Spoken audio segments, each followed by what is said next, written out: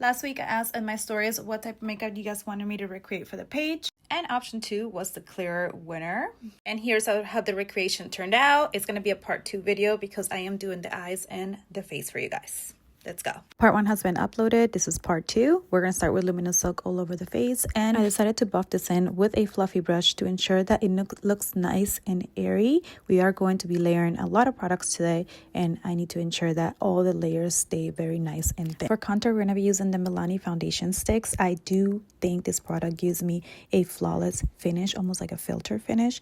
And I'm just putting this in the outer perimeter on my face to make sure that I bling some warmth into my placement skin. Is everything when you're contouring and warming up the skin, so make sure you keep this on the higher end of your temples, and also use this to contour my nose just like I did.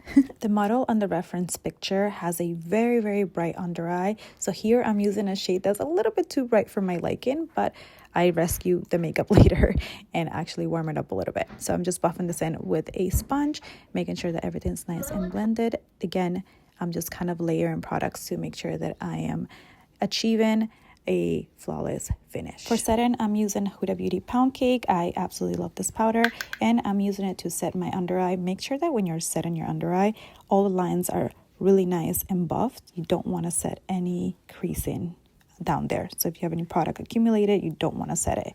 And I'm using this fluffy brush to just kind of run it all over my face, focusing on the areas where I want more of that airbrush finish and where I tend to get greasy. Blush placement for this look is on the nose and on the area where our highest cheekbones is, and I'm using the Dior 001 Pink.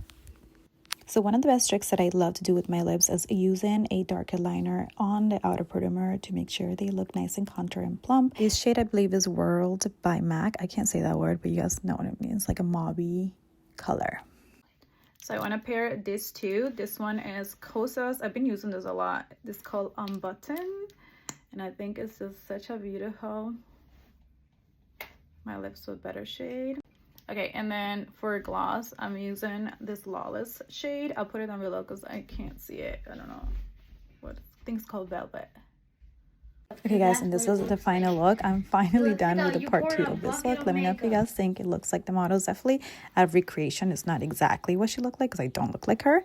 But I hope you guys learn a little bit by watching this tutorial. I'll see you guys in the next one.